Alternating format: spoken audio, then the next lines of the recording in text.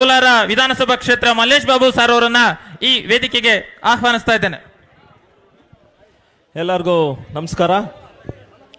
ವೇದಿಕೆ ಮೇಲಿರುವ ನಮ್ಮ ನಾಯಕರಾದ ನಿಖಿಲ್ ಕುಮಾರಸ್ವಾಮಿ ಅವರೇ, ಶಾಸಕರಾದ ವೆಂಕಟರೆಡ್ಡಿ ಅವರೇ, ಮಾಜಿ ಶಾಸಕರಾದ JK ಕೃಷ್ಣಾರೆಡ್ಡಿ ಅವರೇ, MLC ಆದ ಗೋವಿಂದರಾಜಣ್ಣ ಅವರೇ, ಇನ್ನು ವೇದಿಕೆ ಮೇಲಿರುವ ಎಲ್ಲ ಹಿರಿಯರೇ, ವೇದಿಕೆ ಮುಂದೆ ಇರುವ JDS ಪಕ್ಷದ ನಾಯಕರೇ, ಕಾರ್ಯಕರ್ತರು ಅಂತ ಹೇಳಲ್ಲ, ನೀವೆಲ್ಲ ನಾಯಕರೇ, ಮತ್ತೆ ಮಾಧ್ಯಮ ಮಿತ್ರರೇ, ಇವತ್ತು ಚಿಂತಾಮಣಿಯಲ್ಲಿ ಮತ್ತೆ ಶ್ರೀನಿವಾಸಪುರದಲ್ಲಿ ಜನರೊಂದಿಗೆ ಜನತಾದಳ ಅಂತ ಕಾರ್ಯಕ್ರಮ ಆಯಿತು. ಬೆಳಿಗ್ಗೆ ನಿಖಿಲ್ ಅವರು ಅವರ ತಾಯಿಯ ಊರಿಗೆ ಹೋಗಿದ್ರು. ಮಧ್ಯಾಹ್ನ ಅಂದರೆ ಇವತ್ತು ನಾನು ನಮ್ಮ ತಾಯಿಯ ಊರಿಗೆ ಬಂದಿದ್ದೇನೆ. ಎರಡೂ ಕಾರ್ಯಕ್ರಮಗಳು ಯಶಸ್ವಿಯಾಗಿ ಆಗಿವೆ. ಇದು ನೀವು ಕೊಟ್ಟಿರೋ ಆಶೀರ್ವಾದ ನಮಗೆ. ನನಗೆ ಒಂದು ಕಡೆ ನಿಖಿಲ್ ಅಣ್ಣ ಅವ್ರಿಗೆ ಮೇಜರ್ ಆಗಿ ನಮ್ಮ ಜನತಾದಳ ಪಕ್ಷಕ್ಕೆ ನೀವು ಆಶೀರ್ವಾದ ಕೊಟ್ಟಿದ್ದೀರಾ ಅಂತ ಹೇಳಕ್ ಇಷ್ಟಪಡ್ತೀನಿ. ದಯವಿಟ್ಟು ಒಂದು ದೊಡ್ಡ ಚಪ್ಪಾಳೆ ಇದಕ್ಕೆ. 1 ವರ್ಷ ಆಗಿದೆ ನನಗೆ ಸಂಸದನಾಗಿ. ನೀವೆಲ್ಲರೂ ಹೇಳ್ತೀರಾ 1 ವರ್ಷ ಆಗಿದೆ. ಜೂನ್ 26ನೇ ತಾರೀಕು ನಾವು ಓದ್ ತಗೊಂಡಿರೋದು. ದಯವಿಟ್ಟು ಅದನ್ನು ಮರಿಬೇಡಿ. 26ನೇ ತಾರೀಕು ನಮ್ಮ ಅಧಿಕಾರ ಬಂದಿದ್ದು. ಈ 1 ವರ್ಷದಲ್ಲಿ ನಾನು ಏನೇನು ಕೆಲಸ ಮಾಡಬೇಕಾಗಿತ್ತೋ, ಡೆಲ್ಲಿಯಲ್ಲಿ ಏನೇನು ಯಾರ್ಯಾರು ಪರಿಚಯ ಮಾಡ್ಕೋಬೇಕಾಗಿತ್ತೋ ಎಲ್ಲ ಅದು ಪರಿಚಯ ಮಾಡಿಕೊಂಡು, ಏನು ನನ್ನ ಕೆಪಾಸಿಟಿಯಲ್ಲಿ ಏನು ಬರುತ್ತೆ, JJM ಅಂತ ಏನು ಬರುತ್ತೋ, ರೈಲ್ವೇಸ್ ಬರುತ್ತೋ, ಮತ್ತೆ ನ್ಯಾಷನಲ್ ಹೈವೇಸ್, ಈ 3 ಕಾರ್ಯಕ್ರಮಗಳಲ್ಲಿ ಏನು ಒಂದು ರೋಡ್ ಓವರ್ ಬ್ರಿಡ್ಜಸ್ ಅಂತ ರೈಲ್ವೆ ಸೇತುವೆ ಏನು ಅಂತಾರೋ 5 ಸೇತುವೆಗಳು ತಂದಿದ್ದೀನಿ ಈ 1 ವರ್ಷದಲ್ಲಿ.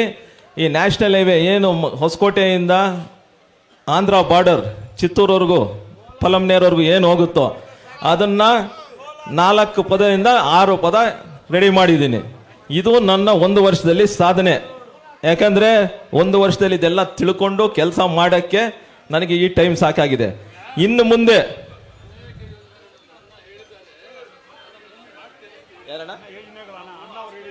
ಬೇರೆ ಯೋಜನೆಗಳು ಏನಿದೆಯೋ, KIDB ಏನು ಒಂದು ಅಕ್ವೈರ್ ಮಾಡ್ಕೊಳ್ತಾ ಇರೋ ನಮ್ಮ ವೆಂಕಟರೆಡ್ಡಿ ಏನು ಅದರಲ್ಲಿ, ಮತ್ತೆ BGML ಲ್ಯಾಂಡ್ ಅಲ್ಲಿ ಏನು ಇಂಡಸ್ಟ್ರೀಸ್ ಬರಬೇಕಾಗಿತ್ತು, ಆಲ್ರೆಡಿ ನಾನು ಕುಮಾರಣ್ಣ ಜೊತೆ ಮಾತಾಡಿ ಯಾವ ಫ್ಯಾಕ್ಟ್ರಿ ಇಲ್ಲಿ ತರಬೇಕು ಎಂದು ಯೋಚನೆ ಮಾಡಿ ಆ ಸಿದ್ಧತೆ ಒಂದು ಮಾಡ್ತಾ ಇದ್ದೀವಿ.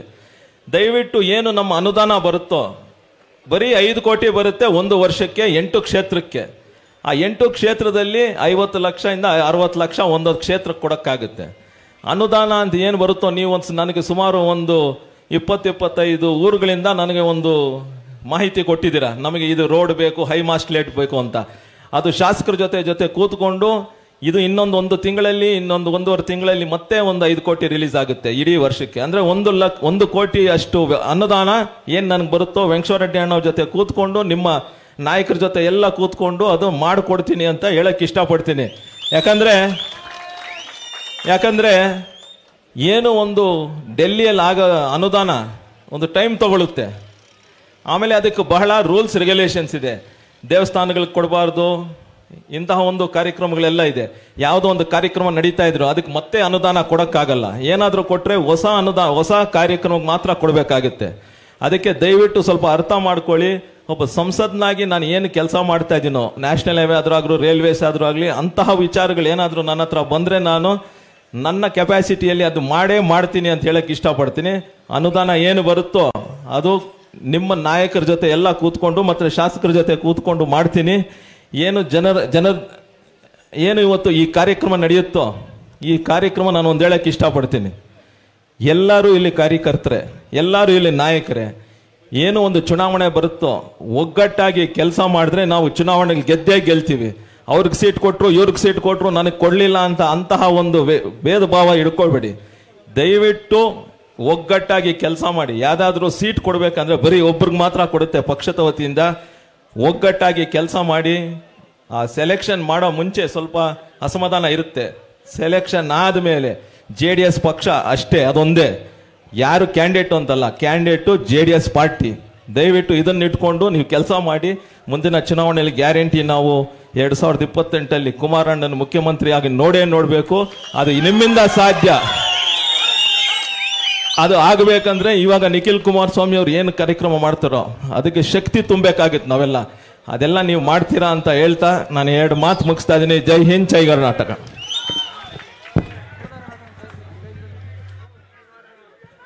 ಮಲ್ಲೇಶ್ ಅಣ್ಣವರು ಅವರಿಗೆ